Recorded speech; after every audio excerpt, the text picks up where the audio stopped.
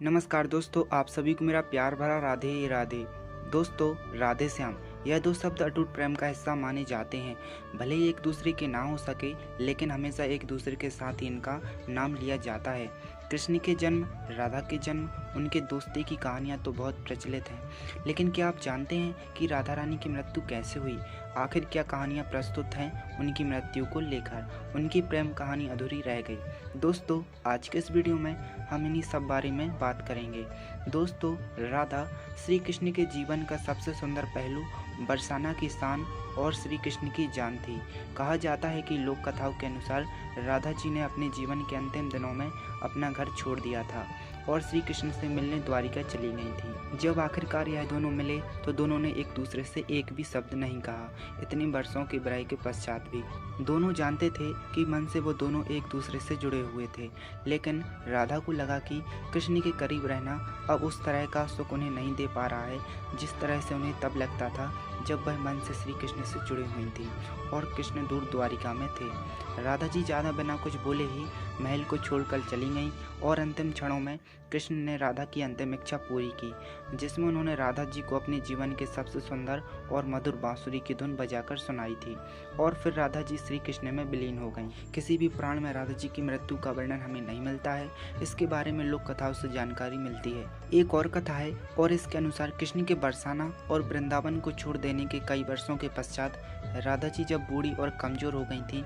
तो उन्होंने आखिरी बार श्री कृष्ण से मिलने का फैसला किया। तब उन्होंने अपनी पारिवारिक जिम्मेदारियों को पूरा किया और द्वारिका की ओर रवाना हो गई।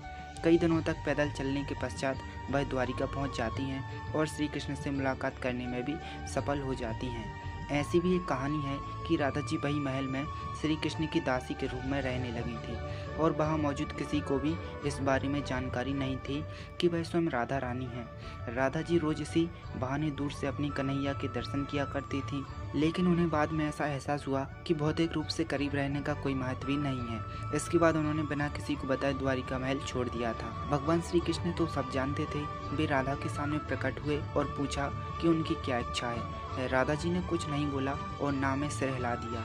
राधा का श्री कृष्ण के प्रति पवित्र प्रेम को देखकर श्री कृष्ण ने एक बार फिर राधा जी से कुछ मांगने को कहा।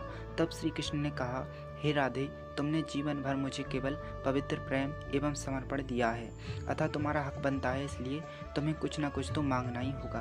तब राधा जी ने उनसे अंतिम इच्छा प्रकट की कि वह उनसे बांसुरी की धुन सुनना चाहती हैं। मान्यताओं के अनुसार तब श्री कृष्ण ने बांसुरी की सबसे दिव्य धुन बजाई।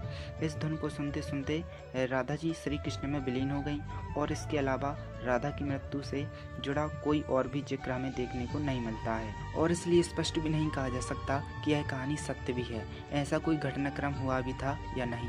इसके अलावा राधा जी की कभी मृत्यु हुई थी या नहीं, यह कहना भी कठिन है और इस कहानी पर विश्वास करना भी कठिन है, क्योंकि पहली बार तो राधा रानी के बूढ़े होने और कमजोर होने का जो तर्क दिया जाता है वो गलत है, क्योंकि राधा रानी कभी बूढ़ी हो ही नहीं सकती। उन्हें तो आजीवन किशोरी जी होने का वरदान मिला था।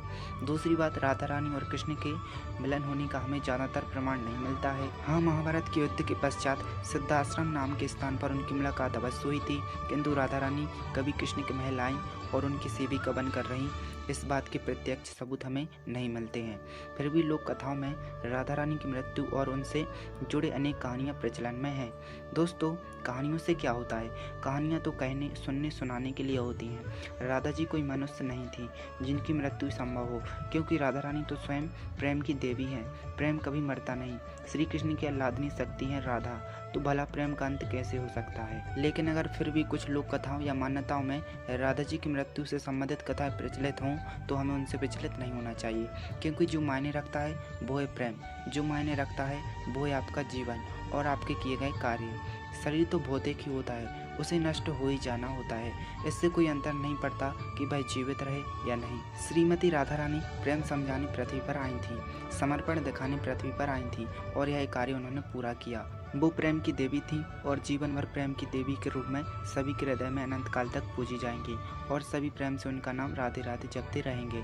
दोस्तों, आपको ये वीडियो कैसी लगी हमें कमेंट करके ज़रूर बताएं और वीडियो को जल्दी से लाइक, शेयर और चैनल को सब्सक्राइब करके नोटिफिकेशन बेल को प्रेस जरूर कर लें ताकि आपको आगे भी ऐसे ही राधा कृष्ण से जुड़े वीडियो देखने को मिलते रहें। तो चलिए दोस्तों, मैं मिलता हूँ आपको अगले वीडियो में। तब तक के लिए राधे राधे।